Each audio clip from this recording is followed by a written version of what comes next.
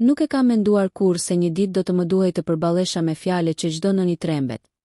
Me ato fjalë që të ngrihen si thik në fyt dhe nuk të lën frym. Jeta më kishte dhënë shumë sfida, shumë rrëzime. Por asgjë nuk krahasohej me çastin kur doktori më thiri në dhomën e tij dhe më kërkoi të ulesha.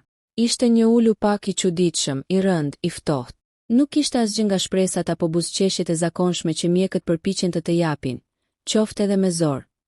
Unë, një 32 vjeçare që kisha kaluar kaq shumë net pa gjumë duke parë djalin tim 6 vjeçar të luftonte me një kollë të çuditshme të pashpjegueshme. Nuk e dija ende se çfarë më priste atë ditë. Mendoja se ishte thjesht një infeksion i rënd, një grip i zgjatur. Nganjëherë fajsoja veten që nuk e kisha veshur më trash, që nuk kisha shtuar vitamina në kohë, që nuk e kisha marrë më shpejt në spital. Por jeta kishte përgatitur një goditje që do t'i shkunte themelet e shpirtit tim. Në spital gjithçka ishte zymta të mëngjes. Qielli nga dritarja duke i gri dhe i lagësht si të donte të më paralajmëronte për dhimbjen që po vinte. Djalin e kisha lënë në pavionin e fëmijëve, duke fjetur i lodhur pas një nate plot me frymarrje të rënduar. Ndërsa infermierja më kishte lutur të shkoja menjëherë te zyra e mjekut. Hapa derën ngadalë. Doktori, një burr rreth të 50-tave, i qetë, me flokë që i binin anash ballit, nuk po më shikonte. Ai po mbante një letër me 2 gishta, sikur të mbante një lajm që dhe veti trembej. Kur ngriti syt dhe pa fytyrën time të lodhur, ai mori frym thellë. Zonjë, duhet të flasim, aty mu drodhën këmbët. U ula pa fjalë, me duar që më dridheshin mbi gjunjë. Djali juaj është në një gjendje më serioze se sa menduam. Çfarë doni të thoni? Pyeta me një zë që nuk dukej as i imi. Ka shenjat e një sëmundje të rrallë autoimune trupit të tij, po i bie imuniteti. Mund të jetë e kthyeshme, por ai heshti. Ajo por u bë një re zezë që më mbuloi të gjithën, dhe pyeta duke mos marrë frym. Dhe situata është e rrezikshme. Duhet të jemi të sinqert. Ka rrezik për komplikacione të rënda. Atë qas zemra më rahu fort, sikur donte të më dilte nga gjoksi. Nuk doja ta besoja. Nuk pranoja. E ndjeva se si syt po më mbusheshin me lot që nuk mund t'i mbaja më. Doktor, ai është veç një fëmijë, më doli zëri i ngjirur, e di, zonjë. Dhe do bëjmë gjithçka të mundur, por duhet të jeni e përgatitur. Netët e ardhshme do të jenë të vështira. Ai foli për analiza, për rrezik infeksionesh, për trajtime, për shanse. Por fjalët e tij më vinin si një zhurmë e largët. Ndjeja vetëm dhimbje. Një dhimbje që nuk mund të përshkruhej me fjalë. Sikur e gjithë bota ime të ishte shembur dhe unë nuk po gjeja dot asnjë copë të fortë për t'u kapur. Kur dola nga dhoma e mjekut, muret e spitalit më dukën më të ftohta, më të larta, më kërcënuese. Korridori duke i pafund, infermieret kalonin me ngut, dhe askush nuk dukej të më shihte. Ishte sikur bota vazhdonte rrotullimin e saj, ndërsa imja kishte mbetur në vend. E vetmja gjë që doja ishte të shkoja te djali im. Hyra në dhomë dhe e gjeta të shtrirë, me fytyrë të zbetë, por ende ngjëllore. Frymmarrja i vinte me zhurmë. Por ai flinte i qetë sikur të mos kishte asnjë shqetësim në botë. U ula pranë shtratit dhe i mora dorën e tij të vogël në duart e mia. Mami është këtu, zemra ime. Nuk të lë kurrë. Do luftojmë bashk, djali i dridhe i pak fytyra sikur të ndëronte. Pinjollët e qerpikëve të tij lëshonin një lloj pafajësie që më theu zemrën edhe më shumë. Pas disa minutash që e shikoja, infermierja hyri dhe filloi t'i kontrollonte aparatura. E pash me sy lutës, a ka përmirësim? Ajo buzëqeshi ngrohtë, një buzëqeshje që më dha pak ndjesi njerëzore në mes të kaosit. Do t'i duhet kohë. Tani për tani, po bëjmë më të mirën. Mbani shpresë, ajo fjalë shpresë më ngeli në mendje. Atë mbrëmje vendosa të mos largohesha nga spitali. U ula në një karrige të fortë pranë djalit. Ndërsa nata binte jashtë erët e rënduar nga shirat. Nëna ime më sillte çdo orë mesazhe, më pyeste si ishte djali, më lutej të haja diçka. Por unë nuk kisha fuqi as të përgjigjesha. Por pastaj dola pak në korridor. Kisha nevojë për ajër. Muret e spitalit më dukeshin sikur po më mbyllnin brenda. Jashtë, në balkonin e vogël të katit të 3, ndjeva erën e lagësht të shiut. U mbështeta te hekurat e ftohtë dhe lash veten te qaja në heshtje. O Zot, mos ma merr djalin, ishte lutja që dola nga zemra, e lëshuar pa zë, por me gjithë shpirt. Ndërkohë dëgjova hapa pas meje. U ktheva dhe pash doktorin e natës. Ishte një grua e qetë, rreth të 40-tave, me sy të lodhur, por të mirë. E di që është e vështirë, tha ajo butë. Nëna janë grua të forta. Zoti juaj jep forcën sipas dhimbjes. Djali juaj do luftoj. Fëmijët kanë energji që ne të rriturit nuk e kuptojmë. I fshiva lotët me shpejtësi. Më tremb ajo që tha doktori sot paradite. Ajo më vuri dorën në krah. Edhe kur ne themi fjalë të rënda, nuk e dim të ardhmen. Ne jemi mjek, jo profet. Jini pranë djalit tuaj dhe mos e humbni shpresën. Jeta di të surprizoj edhe kur mendon që gjithçka ka marrë fund. Ajo iku dhe unë mbeta atje, duke parë shiun që binte si perde mbi qytet. Dhe sërish në qetësinë e natës e ndjeva një lloj energjie brenda meje. Një vendim. Unë nuk do të dorëzohesha, djali im nuk ishte thjesht një pacient në një shtrat. Ai ishte arsyeja ime për të jetuar. Dhe që nga ajo natë, për çdo minutë, çdo orë, çdo ditë që do të vinte, unë do të qëndroja pranë tij. Kur u ktheva në dhomë, ai ishte zgjuar. Sytë e tij të vegjël, të lodhur, por të gjallë, më pan dhe ai përshpëriti. Mami mos i kah, ajo lutje e tij e butë. Ato dy fjalë më bën të ndjeja se çfarëdo që mjekët të thonin. Fati nuk ishte shkruar ende. U ula pranë tij, i putha ballin që diqte pak nga temperatura dhe e mora dorën me kujdes. Jo, zemra ime. Nuk iki. Jam këtu. Jam gjithmonë këtu. Ai buzëqeshi pak, një buzëqeshje e dobët, por që më preku shpirtin si drita e parë e mëngjesit pas një nate të gjatë. Mami, dëshirohem. Pyetja që i prisja dhe i trembesha një herësh. Syt më mbushën përsëri me lot, por këtë herë nuk doja që ai t'i shihte. I buzëqesha me gjithë forcën që munda. Po, zemra ime. Po, do shërohesh. Dhe kur të dalim nga këtu, do të shkojmë te parku, do të ham akullore, do vrapojmë. Me mua nuk humbet asgjë. Ai mbylli syt ngadalë, i qetësuar nga fjala ime, dhe ndërsa e shikoja duke fjetur, mendova. Do luftoj këtë betejë me çdo frymë të shpirtit tim.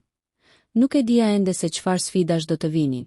Nuk e dija ende se sa net pa gjumë do të kaloja, sa herë zemra do të më thyhej, sa herë do të lutesha në heshtje dhe sa herë do të shihja shpresa të vogla që shuheshin. Por e dija një gjë. Historia jon nuk do të mbaronte në një spital. Dhe ashtu nisi udhëtimi më i vështirë, më i dhimbshëm, por edhe më i mrekullueshëm i jetës sime. Mëngjesi që pasoi ishte nga ata mëngjese që nuk të ngacmojnë për të zgjuar. Nuk kishte diell, nuk kishte cicërima, nuk kishte zhurmë jete. Kishte vetëm zhurmë aparaturash, hapa infermieresh dhe aroma e lodhshme e spitalit që të ndjek kudo. Kishte kaluar nata ime e para aty, në karrige ndërsa djali im flinte dhe zgjoheshte çdo një orë. E ndërsa unë përpiqesha të rija zgjuar, shpesh më merrte gjumi për disa sekonda, pastaj tundesha, zgjohesha e friksuar dhe kontrolloja nëse djali merrte frymë rregullisht. Nuk kisha menduar kurrë se mund të vëzhgoja frymarrjen e dikujt me aq shumë përqendrim. Çdo ngjitje dhe zbritje e kraharorit të tij ishte si një bekim. Në ora 6 të mëngjesit, infermierja hyri me hapa të qetë dhe më vështroi me një lloj butësie që nuk e kisha përjetuar më parë. "S'ke fjetur fare?" pyeti ajo, vetëm pak. "Nuk kam qetësi, kuptoj. Je nën dhe nënat nuk dorëzohen kurrë, por duhet të hash diçka, përndryshe nuk do kesh fuqi ta përballosh ditën." Nuk doja të haja. I vetmi ushqim që doja ishte lajmi se djali im do të ishte mirë, por e dija se ajo kishte të drejtë. Shkova në kantinën e spitalit, bleva një kafe dhe një biskot të thatë. Por asgjë nuk zbriti poshtë. Kur u ktheva, djali ishte zgjuar. Sytë e tij ishin pak më të hapur se dje, megjithatë të lodhur. Ai më pa dhe më dha një buzëqeshje kaq të vogël, por kaq të ndritshme, sa mu duk se më nxori nga errësira për një moment. "Mami, jam i etur." Unë ndjeva sikur ai sapo më kishte thënë shenjën e parë të jetës pas një stuhi të gjatë. I dhash ujë me kujdes, pak nga pak, duke i mbajtur kokën me dorë që të mos lodhej. Ai piu pak dhe më pyeti, "Mami, çfarë kam? Pse jam këtu, Suprita?" Fëmijët e ndjejnë gjithçka. Ata janë si sensor të ndjeshëm që kapin çdo emocion, çdo dridhje, çdo lot. Por nuk doja ta friksoja, ke një lodhje të madhe në trup, zemër. Por mjekët po të japin ilaçe të forta. Dhe mami është këtu, nuk e pse të kesh frikë. Ai dukej sikur e përtypte këtë shpjegim. Pastaj preku krahun ku ishte vendosur serumi. "A do ngjitemi përsëri te lodrat në park?" "Po, zemër. Do ngjitemi. Do vrapojmë. Do bëjmë çdo gjë. Vetëm duhet të shërohesh pak." Ai mbylli syt i qetësuar. Dhe ndërsa e shikoja, mu kujtuan ditët kur vraponte në shtëpi me biçikletën e vogël, duke më thirrur. Mami shihe si fluturoi. "A thua do të vinte sërish ajo ditë?" Në mesditë erdhi doktori ai i djeshmi, ai që më paralajmëroi për më të keqen. Kur hyri në dhomë, zemra ime filloi të rrihte fort. Syt më shkuan te fytyra e tij për të parë ndonjë shenjë, qoftë edhe të vogël, të ndonjë të reje të mirë. Por fytyra ishte ngurtë. "Zoni, kemi marrë disa rezultate. Duhet të flasim pak." Ai synonte të dilja në korridor. Por unë nuk u ngrita. "Spata forcë." U dola fjalëve përpara, thuaj këtu. Nuk dua ta lë vetëm. Dhe ai meriton të di. Doktori ul në karrigen përballë dhe mbajti dosje me të dyja duart. Ishte një shenjë që nuk më pëlqeu. Analizat tregojnë që sistemi i tij imunitar është shumë i dobësuar, po lufton me një infeksion agresiv në gjak. Një sepse lehtë që mund të përkeqësohet, por kemi filluar trajtimin më të mirë të mundshëm. A do përmirësohet? Pyeta pa e larguar vështrimin nga sytë e tij. Ka shanse, por duhet kohë dhe duhet të përgatitemi për komplikacione të mundshme.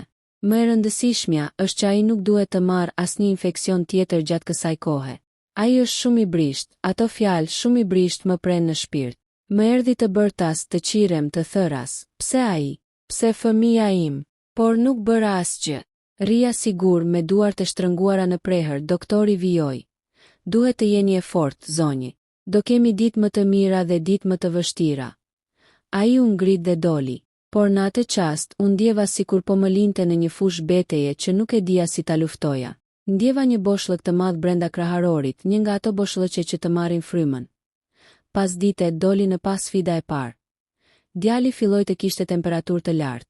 Aparaturat nisën të lëshonin tinguj, infermierët hyn me ngut, vendosën peshqir të lagur në ballin e tij. Dhe unë qëndroja atje si një statuj që mezi mbahej. Mami, jam shumë i nxehtë, tha ai me një zë që më theu çdo qepall të shpirtit. Jam këtu, dashuri. Jam këtu. Mos ki frikë, i flisja pa pushim, ndërsa infermierët bënin punën e tyre. Temperaturat e fëmijëve janë si flaka të padukshme të djegin zemrën e nënës, jo vetëm trupin e tyre. Duhet i vendosim një tjetër serum, tha njëra prej infermiereve. Mos u shqetësoni nëse qanë. Fëmijët gjithmonë qajnë. Nuk qau. Dhe kjo më shqetësoi edhe më shumë. Ai thjesht pak, u drodh pak dhe tha: "Mami më dhem pak, por jam mirë."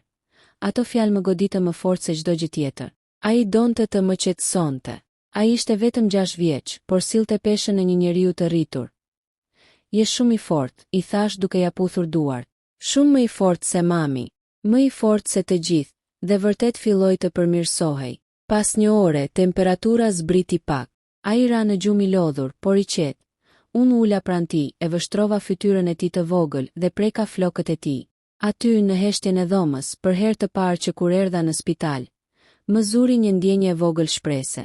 Një fije holl, por e pranishme, por ajo fije holl u këput brenda natës. Rreth orës 2 të mëngjesit, ai nisi të dridhej. Nisi të marr frymë më shpejt. Aparaturat filluan të bëjnë alarm. Unë u ngrita në këmbë si e goditur nga treni. Çfarë po ndodh? Infermierja hyri me vrap. Po merr frymë më shpejt se duhet. Mund të jetë krizë paniku, mund të jetë dhimbje, mund të jetë krizë imunitare, kërkon doktorin. Djali më pa me sy të trembur. Mami mos më lër, tha me një zaq të lodhur, sa më duk se po më vdiste para syve. Nuk të lë, dashuri. Nuk të lë. Jam këtu. Më shiko. Të lutem më shiko, ai po luftonte për çdo frymë. Dhe unë ndjeja veten të pafuqishme. Ishte si të më shtrydhnin shpirtin me dorë.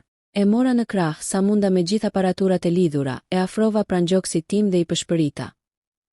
Frymo bashk me mamin, frymo zemër, frymo, dhe si me magji, frymmarrja e tij u bë pak më e qetë. Jo normale, por më e qetë. Trupi i tij i vogël ndaloi së dridhuri pak nga pak. Infermierja u kthye me mjekun, por ai tashmë po qetësohej në kraharorin tim. Doktori u habit. Ndonjëherë tha ka gjëra që mjekësia nuk i shpjegon dot. Qetësia e nënës është terapi në vetvete. Ai e dëgjoi me stetoskop, kontrolloi parametrat dhe tha: "E ka kaluar krizën, por duhet të jemi vigjilent. Këto ditë do jenë të paparashikueshme." Ai u largua. Dhoma ra në heshtje. Unë qëndroja ulur me djalin në gjoks, duke mos guxuar televizja. E mbaja si të ishte një thesar i thyer që mund të grise akoma më shumë nëse lëvizja gabim.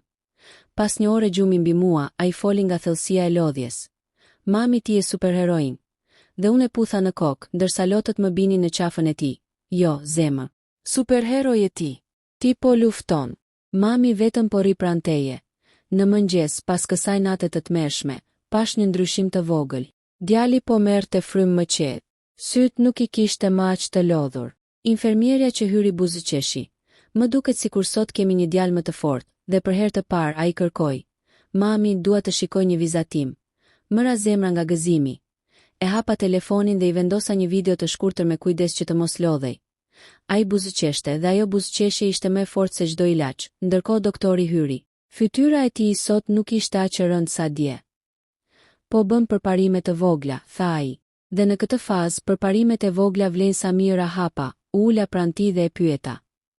Mund të më thoni të vërtetën? Ditën e djeshme më thatë të përgatitesha për më të keqen, por sot po shoh ndryshim. Ai ul pranë meje dhe foli me tone të kujdesshme. Ka një gjë që duhet ta dini. Fëmijët reagojnë shumë ndryshe nga të rriturit. Edhe kur janë në gjendje të rëndë, ata shpesh ka një energji të brendshme që i çon para. Djali juaj ka një trup të lodhur, por një shpirt luftarak. Për mua kjo është një shenjë e mirë.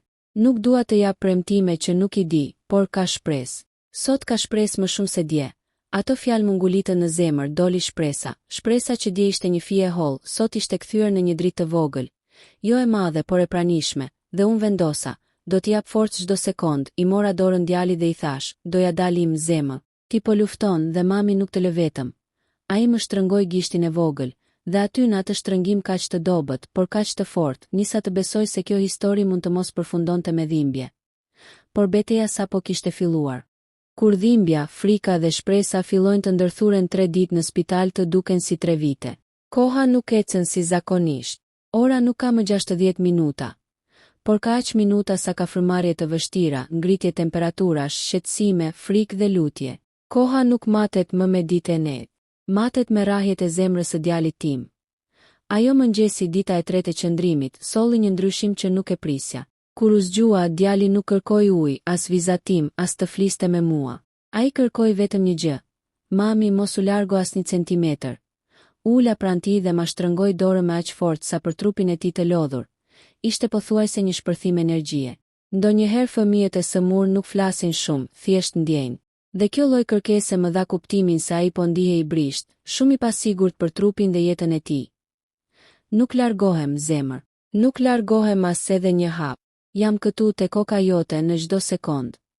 Ai nisi të marr frymë më thellë, sikur i vinte mirë ta dinte që unë vërtet nuk do të largohesha. Shpesh imagjinojmë se fëmijëve ju duhen lodra, filma, lojëra, por kur sëmuren, e vetmja nevojë që kanë është pranimi ynë. Dorën e nënës, zërin e saj, aromën e saj. Drekën e asaj dite doktorët vendosën t'i bënin një seri ekzaminimesh të tjera. Gjaku i tij duhej parë me kujdes, dhe ai ishte aq i lodhur nga gjithë ato shtëpi me gjilpërash, sa çdo herë që afroheshin, syçkat i mbusheshin me një frikë të heshtur. Mami, a do më dhem shumë? Vetëm pak, shpirt. Dhe mami është këtu, mbaje sytë të unë. Dhe ndërsa infermierja i shponte krahun, djali mbante frymën, më shikonte drejt në sy sikur të donte të hynte brenda tyre e të fshihej. Dhe unë i buzëqeshja, edhe pse brenda po thyhesha, shkëlqyeshëm ti e një trim i madh, i tha infermierja, ai nuk tha asgjë. Vetëm mbylli sytë dhe rëshiti pak në krahët e mi. Rezultatet nuk do të vinin me njëherë. Kjo do të thoshte një pritje gjatë, me orë që nuk lëviznin. Unë ja fërkoja flokët, e mbaja të qetë, i flisja ngadalë për të gjitha momentet e bukura që kishim kaluar. Për vizitat në det, për akulloret në park, për herën kur kishte rënë nga bicikleta dhe ishte ngritur sërish me duar të gërvishtura. Mami, do t'i bëjmë përsëri, do të vrapoj, do të luaj në shi. Pyetjet e tij ishin si thika që të preknin në copa të vogla. Po, dashuri, do t'i bëjmë të gjitha. Do të bëjmë më shumë se kaq. Do të udhëtojmë. Do të shkojmë në çdo park të madh që ekziston. Do të vrapojmë si era. Mami të premton, ai buzëqeshi lehtë. Ishte një buzëqeshje e lodhur, por ishte buzëqeshje. Dhe për mua ishte mrekulli. Pas dite, doktori hyri me dosjen në dorë. Fytyra e tij duke e lodhur dhe kjo më trembi. Zonji, dua t'ju flas disa minuta. Unë shtrëngova dorën e djalit. Ai më pa dhe më buzëqeshi lehtë, sikur të më jepte leje të largohesha. Por nuk doja ta lija vetëm. Jo më doktori e kuptoi, mund të flasim edhe këtu, tha ai u ula. Zemra më rrihte aq fort sa mezi dëgjoja zërin e tij. Disa parametra po stabilizohen, tha fillimisht, gjë që më dha një rrezë shprese. Por disa të tjerë ende mbeten problematik. Infeksioni po luftohet, por trupi i tij është ende shumë i dobët. Jemi në një pikë ku çdo ditë është vendimtare. Do me thënë ka rrezik. E pyeta me zë që mezi më doli nga goja, por ka edhe përmirësim. Nuk dua të krijoj panik, por as iluzione. Po shohim një forcë të jashtëzakonshme tek ai fëmijë. Nuk është i zakonshëm. Ka një energji që nuk e kam parë shpesh, syt më mbushën me lot. Ai ka shumë për të jetuar, tha doktori me zë të ulët. Dhe duket se nuk ka ndërmend të dorëzohet, Mbrëmja erdhi me një qetësi të çuditshme. Djali kishte fjetur për disa orë me radhë dhe nuk po shfaqte shenja krize. Ishte hera e parë që e shihja të flinte kaq gjatë që prej se erdhëm. U ngrita pak për të shtrirë këmbët dhe dola në korridor. Nuk kishte njeri. Aty ndodhej vetëm një nën tjetër që mbante një bebe në krah, duke e lëkundur butë. Ajo më pa në sy dhe më dha një buzëqeshje solidariteti. Në spitale nënat nuk flasin shumë. Nuk kanë nevojë. Një shikim thot gjithçka, e di çfarë po kalon. Jam me ty, u ktheva në dhomë dhe u ula pranë djalit. Dhe aty ndodhi diçka e papritur. Ai u zgjua ngadalë, më pa dhe tha: "Mami, e pash babin në ëndër." E ndjeva stomakun të më lidhej nyje. Babai i tij kishte vdekur para 2 vitesh. Ishte hera e parë që ai e përmendte në spital. Po çfarë të tha babi? E pyeta me një zë të butë. Ai u kthye nga unë me një qetësi të habitshme. Më tha: "Ri fort, Trim. Ti ke mamin dhe ajo s'të lë." Dhe pastaj më puthi në ball, u shtanga. Sikur dikush më ngriu, e pash shumë pranë, mami. Ishte si drita, sikur ndizet dielli pas shiut, sytë e tij ishin aq të butë, aq të thellë sa nuk më lan të flisja. Mami, mendoj se babi nuk do që unë të dorëzohem. Lotët më rodhën vetvetiu. Jo, zemër. As babi, as mami. Ne të duam të dy shumë. Dhe ti po lufton si një hero. Ai ma shtrëngoi dorën, mos qaj mami. Mos u frikso. Unë jam këtu, dhe ajo fjali e tij, e thëm me zërin e një fëmije të lodhur. Më dha më shumë fort se çdo ilaç që jepet në spital. Ora kalonte ngadalë. Ai flinte, zgjoheshte, kërkonte ujë, nganjëherë qante nga dhimbja, pastaj qetësohej. Nata e tretë dukej më stabile se 2 të parat, por trupi i tij po i dorëzohej lodhjes. Rreth orës 1 të mëngjesit ai nisi të merrte frymë më ngadalë. Jo me panik, por me një qetësi të çuditshme. Syti hapte dhe i mbyllte ngadalë, sikur donte të fliste, por nuk gjente forcë. Mami, jam pak i lodhur. Mund të fle nëse ti ri këtu, ri, zemra ime. Ri këtu gjithë jetën nëse duhet, ai mbylli syt, por nuk flinte thellë. Rinte në atë gjendje në mes gjumit dhe zgjimit, ku fëmijët kërkojnë siguri. Pas një ore nisi të lëviz pak, sikur kërkonte diçka. Pastaj më thiri: "Mami, a mund të më lexosh pak?" Si besoja veshëve. Djali im, i raskapitur, i dobët, kërkonte të dëgjonte zërin tim duke i lexuar. Fëmijët kanë një mënyrë të çuditshme për të treguar se duan të jetojnë. Ai po kërkonte jetë, edhe brenda dhimbjes. Hapa librin që gjithmonë ja lexoja para gjumit, një libër me përalla të shkurtra. Zëri më dridhej, por lexoja. Ai dëgjonte me një buzëqeshje të vogël dhe çdo fjalë ime ai qetësonte buzët, syt, frymën. Në fund të një përralle ai tha ngadalë: "Ata jetuan të lumtur si ne, apo jo mami, si ne do jetojmë, zemër? Si ne, por ajo natë nuk do të kalonte pa dram." Rreth orës 4 ai nisi të ankohej për dhimbje në bark. Një frymarrje e shpejti doli, pastaj një lot i vetëm i rëshiti në faqe. Mami më dhemb shumë, u ngrita në këmbë menjëherë. Infermierja nxitoi. Mjeku u thirr me urgjencë. Ata e kontrolluan, bën masa të shpejta, por unë rria në një qoshe, duke u dridhur si gjeth. Ndonjëherë ndjen se po kalon kufirin e durimit, se nuk e më një pikë forcë, por duhet të qëndrosh. Zoni, mos u shqetësoni, tha infermierja. Është një reagim nga ilaçet. Do ta menaxhojmë. Por si të mos shqetësohesha. Djali im po qante nga dhimbja. Djali im që mbrëm më tha: "Mos qaj mami, sot po dridhej në shtrat." Unë ula pranë tij dhe i mbajta fytyrën me duar. "Shiko mamin. Shiko mamin, të lutem." Ai mi hapi syt me vështirësi. "Do kaloj, zemër. Do kaloj. Vetëm merr frymë me mua, merrnim frymë bashk. Ngadalë. Thellë." Derisa dhimbja nisi të zbutet. Pas gjysmë ore vuajtje, ai u lodha shumë sa ra në gjumë. Unë mbeta zgjuar. S'munda të mbyllja sy për asnjë minutë. Ria me dorën mbi kokën e tij, duke e shikuar sikur ai ishte një copë porcelani që do të thyhej nga era. Kur dielli doli, ai ishte ende në gjumë. Dhe dielli, për herë të parë, nuk më duke i ftohtë. Ishte një sinjal. Në orën 10 hyri doktori. Ai kontrolloi rezultatet e fundit, pastaj e pa djalin me kujdes. Ai ja preku ballin, e dëgjoi frymëmarrjen, i pa parametrat, pastaj u kthye nga unë. "Zonje, sot është dita e parë që ai nuk përkeqësohet. Sot është dita e parë që jemi në stabilitet." U shtanga, do me thënë ai buzëqeshilet. Do me thënë kemi një dritë më të fortë shprese. Po fillon të reagoj. Trupi i tij më në fund po lufton bashkë me ne. Lotët më rodhën si lum. "Mund të ketë ende ditë të vështira," tha doktori. "Por sot kemi fituar një betejë. Dhe kjo vlen shumë. Unë ju afrova djalit dhe i putha ballin. Trimi mami po ja dalim, a I hapi syt më pa lehtë dhe tha, mami sot ndihem pak më mirë. Shumë pak, por më mirë. Ato fjalë ishin bekimi më I madh I jetës sime. Dhe kështu mbaroi dita e tretë. Jo me frikë, jo me dhimbje, jo me ulërima, por me një fije të vërtet shprese. Nata që pasoi ishte më e gjata e jetës sime. Mjekët na lejuan të rinim në korridor, afër derës së repartit të terapisë intensive pediatrike. Na kërkuan të mos hynim brenda pa leje, sepse djali kishte filluar një procedurë të gjatë dhe të ndërlikuar. Ne qëndruam atje, ulur në karriget e forta prej plastike. Unë mbështeta kokën në mur, ndërsa bashkëshorti I ecte nervoz rreth e rrotull. Kur nuk e kisha parë në atë gjendje. Duart I dridheshin, fytyra ishte zbehur si një letër e bardhë, dhe syt I shikonin bosh, sikur kërkonin një shpresë që nuk arrinin ta kapnin dot. Era e spitalit. Ajo përzierje e njohur e dezinfektuesve dhe ilaçeve. Më dukej sikur po më zinte frymën.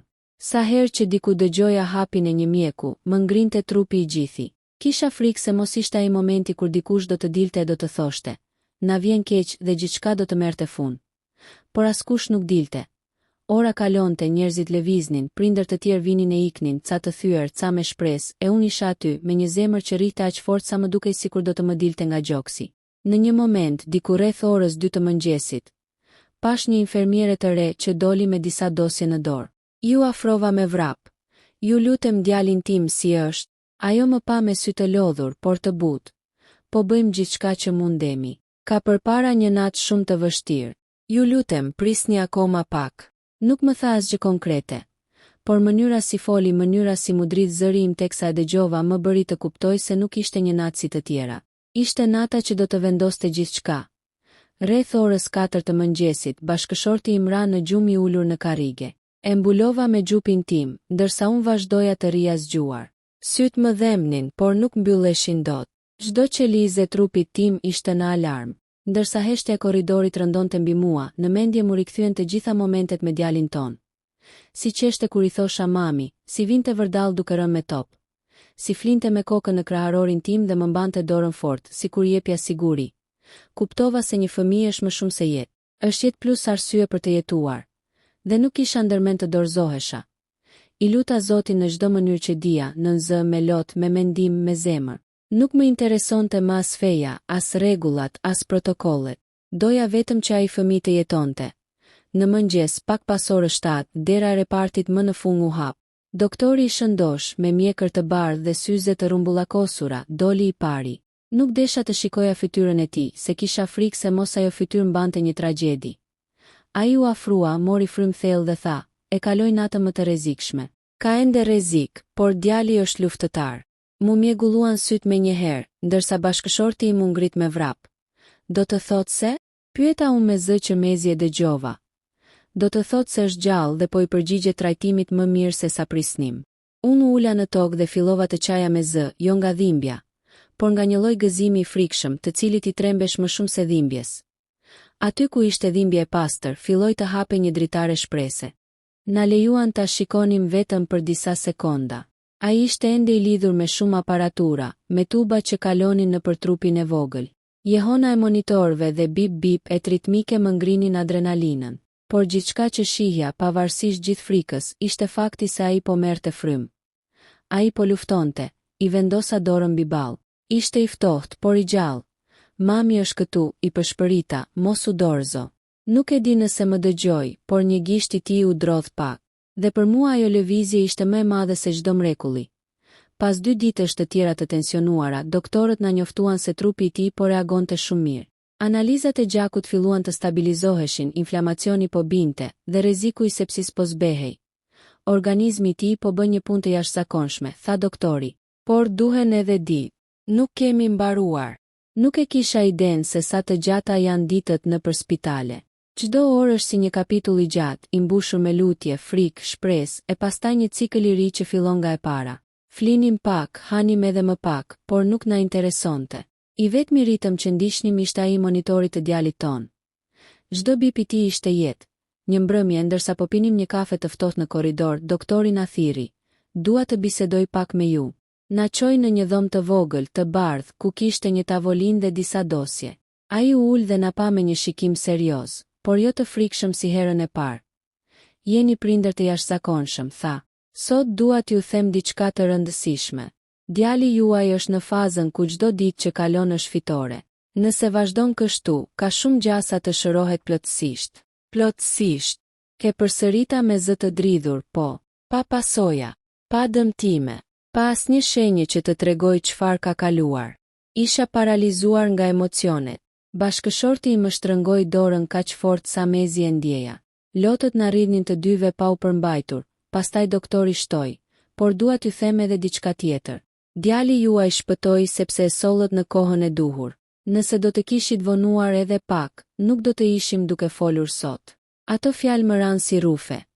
Në një moment kuptova se jeta është e brisht, më e brisht se letra, dhe nganjëherë gjithë lumturia jote varet nga vendimi që merr në një minutë.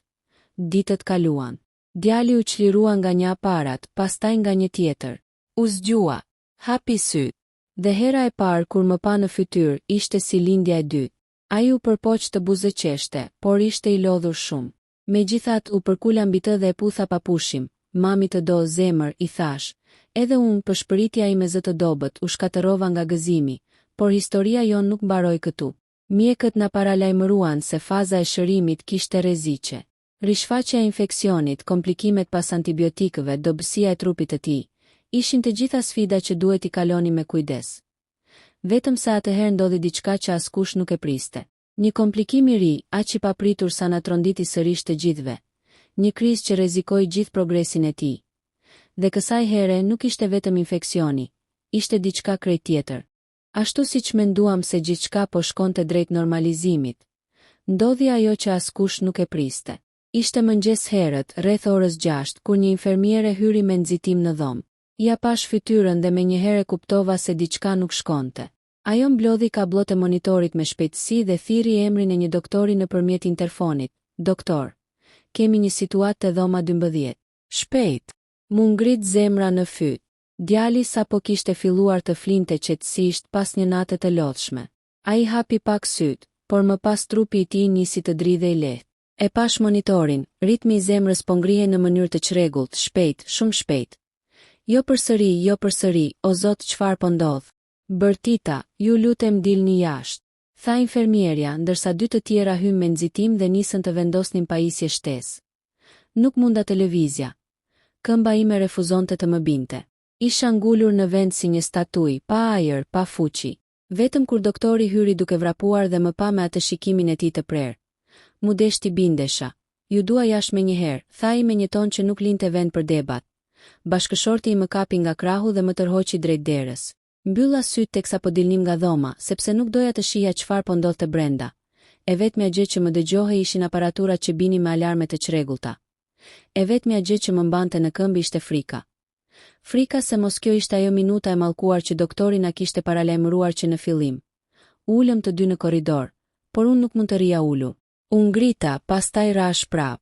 Unë ngrita sërish. Ecja sa para e mbrapa duke shpërthyer herë pas here në lot pa zë. Duhet të jetë thjesht një reagim i lodhjes, tha bashkëshorti im, duke u përpjekur të më qetësonte, edhe pse më shumë po qetësonte veten. Por unë e dija që nuk ishte aq e thjesht. Pas disa minutash që më dukeshin si orë, dera u hap me një trokitje të fortë. Doktori doli i djersitur, duke mbajtur dorashka të përdorura. Fytyra e tij nuk nxirrte asgjë, as mirë as keq. Doktor, ju lutem, arrita të thosha dridhur. Ai mori frymthell. Djali pati një krizë neurologjike, na shpjegoi. Mendojmë se është pasojë e infeksionit të fortë që kaloi. Trupi i tij është ende i dobët, por arritëm ta stabilizonim. Mu do bësuan gjunjët. Bashkëshorti i më mbajti para se të rrëzohesha. Ç'do të thot kjo? Pyeta me zë që veç sa dëgjohej, do të thot që jemi ende në rrezik. Por nuk është fatale. U kap në kohë, tha doktori. Duhet të bëjmë disa ekzaminime neurologjike. Por për momentin është stabil. Dhe po merr frymë vetë. Kjo është shumë e mirë. Fillova të qaja me zë, por këtë herë nuk ishin lot paniku. Ishin lot e një njeriu që ka qenë pranë shembjes, por është rikthyer sërish në jetë, qoftë edhe për pak. Një orë më vonë na lejuan të hynim. Djali ishte i lodhur, shumë i lodhur. Syti kishte të gjysmë hapur, fytyra e zbehur, por e qetë. U afruam ngadalë, mami, përshpëriti ai dhe zëri u drodh. Jam këtu zemra ime, jam këtu, i thash, duke i puthur flokët, i nuk i kuptonte plotësisht çfarë kishte ndodhur. Dhe ndoshta ishte më mirë kështu. Doktori na sqaroi se kriza e tij erdhi nga një inflamacion i nervave, një efekt i rrallë pas infeksioneve të rënda. Por ndërhyrja në kohë i kishte shpëtuar çdo pasojë të përhershme. Tani duhej vetëm të prisnim. Organizmi i tij është i jashtëzakonshëm, tha ai. Fëmijët kanë një forcë që ne të rriturit shpesh e nënvlerësojmë. Ai po lufton. Dhe ai vërtet po luftonte. Në ditët që pasuan, djalit i rikthehej ngadalë ngjyra e fytyrës. Ai filloi të hante pak, pastaj pak më shumë. Filloi të çante sy, të qeshte pak me lodrat që sillnim. Infermieret që në fillim e shikonin me shqetësim, tani sillnin ngjyrosa e figura me kafsh. Një prej tyre, një grua e butë rreth të 50-tave, i tha një ditë me humor: "Ti je kapiteni i repartit ton tani, e di. Askush s'ka luftuar kaq shumë sa ti." Ai buzëqeshi. Dhe ajo buzëqeshje më ngrohu shpirtin më shumë se çdo fjalë. Dhe pastaj erdhi dita që kisha ndëruar, por kisha frikë ta besoja. Doktori hyri me dosjen në dorë dhe tha: "Djali juaj është gati për të shkuar në shtëpi." Më hyri një ndjesë vertigoje. Unë ndjeva si të më merrnin këmbët. "A jeni i sigurt?" pyeta me zë që dridhej sërish, kësaj here nga gëzimi. "Plotësisht," tha ai. "Gjendja e tij është stabilizuar. Analizat janë të mira. Trupi i tij ka reaguar për mrekulli. E kemi përgjuar çdo parametër. Nuk ka më rrezik, vetëm kujdes i zakonshëm në shtëpi." E përqafova doktorin pa e menduar 2 herë. Ai qeshi dhe tha: "Ju e meritoni ta keni këtë moment. Jeni lodhur shumë." Bashkëshorti im qau, ashtu në heshtje me dorën te fytyra, gjë që ai rrallë bënte. Kur e morëm djalin në krah dhe dolëm nga spitali, ishte për herë të parë pas shumë ditësh që ndjeva diellin mbi lëkurë. Ajri dukej më i pastër, më i gjallë, më i butë. Djali më mbajti fort për qafë dhe tha: "Mami, dua të shkoj në shtëpi." "Apo shkojmë," i thash. "Tani nuk na ndal asgjë." Në makina i flinte, i qetë, i sigurt, dhe unë shikoja pa i hequr syt. Çdo frymëmarrje e tij ishte një mrekulli që nuk do ta merrja kurrë më si të mirëqen. Në mendje më jehonin fjalët e doktorit. E sollët në kohë, dhe ai luftoi si një luftëtar i vogël. Kjo histori do të ishte përgjithmonë pjesë e jetës son. Një kujtesë se sa e brisht është jeta, sa të çmuara janë minutat, dhe sa e fortë është dashuria e një nëne e një babai. Por më rëndësishme, djali ju u shërua plotësisht. Pa pasoja, pa shenja, pa asgjë që t'i kujtonte atë makt, sot ai vrapon, qesh, luan, dhe nuk ka asnjë ide për stuhin që kemi kaluar. Dhe ndoshta është më mirë kështu. Sepse disa betejë ai fiton pa e ditur se ke qenë ushtar.